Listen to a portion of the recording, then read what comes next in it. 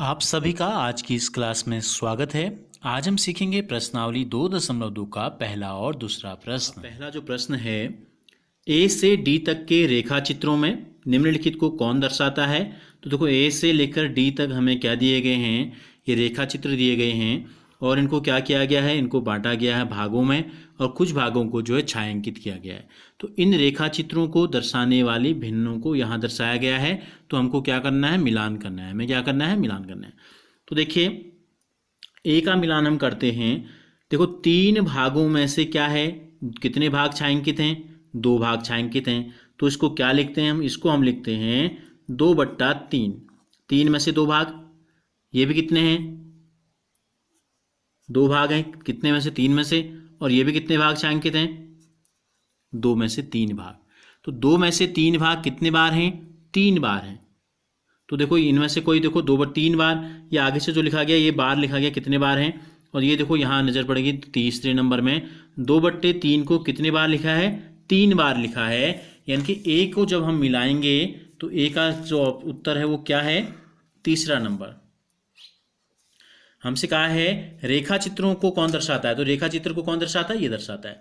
इसी प्रकार बी वाले ऑप्शन में हम देखें तो ये क्या है, 2 भागों में से 1 भाग का मतलब क्या है, 1/2 भाग। और बिल्कुल सेम चीज यही है, कितने बार है 1/2, 1/2, 2 बार। 2 बार 1/2 है कहीं, 2 बार 1/2, बिल्कुल ये देखो 2 बार 1/2 बिल्कुल सामने है बी के। तो इसको मिलान कर देना है आपको, ऐसे तीर का निशान आपको लगा देना है। तीसरी आकृति में हम आ जाते हैं सी में।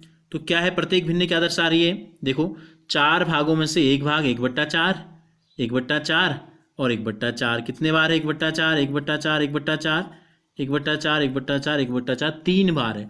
तो 3 गुणा 1/4 है कहीं, बिल्कुल यहाँ है। तो क्या हो जाएगा, ये हो गया सी का। अब बच गया डी। डी में कितने भाग हैं, देखो 1 2 3 4 5, 5 भागों में से 1 भाग को जो है छायांकित किया गया है। तो इसका मतलब है 1/5 और इसका मतलब भी 1/5। तो 2 बार 1/5 कहाँ है, 2 बार 1/5 है डी में, डी का 1 में, नंबर 1 में। तो इसको मिला देते हैं नंबर 1 से। तो ये हो गया पहला सवाल आपका, ठीक है।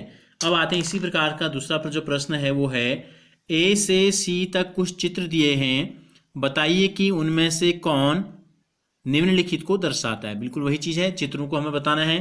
तो ये देखो, ये है 1/, उसी प्रकार जैसे हमने ऊपर किया था 1/3 में से 1/3 और ये हो गया 1/3। तो 1/3 और 1/3 जब हमने लिया, 3 भाग में से 1 भाग हमने पहले लिया, 3 भाग में से 1 भाग, दूसरा भाग 1 भाग और ले लिया। तो 3 में से कुल कितने भाग हो गए, तो 3 में से कुल हो गए 2 भाग। तो इसको ऐसे लिखेंगे। और इसको हमने कैसे लिखा था अभी, 1/3, 1/3 कितने बार है, 2 बार है। तो 2 गुणा 1/3, 2 गुणा 1/3 बराबर क्या आ जाएगा, 2/3। तो इस वाले को दर्शाता है नंबर 2। इसी प्रकार इसका जो दूसरा चित्र हमें दिखाई दे रहा है, देखो कुल भाग कितने हैं, 1 2 3 4, 4 भागों में से 3 भागों को छायांकित किया है। तो ये है 3/4, ये भी 3/4, ये भी 3/4। कितने बार है 3/4, 3 बार 3/4, 3 गुणा 3/4 है कहीं, यह है 3 गुणा 3/4। लेकिन आंसर कितना आया, उत्तर देखो कितना आया। अब कुल छायांकित भाग कितने हो गए, पहले ये देखो 1 2 3 4 5 6 7 8 9। अब बराबर के बाद भी 9 भाग होने चाहिए, 1 2 3 4 5 6 7 8 9, ठीक है।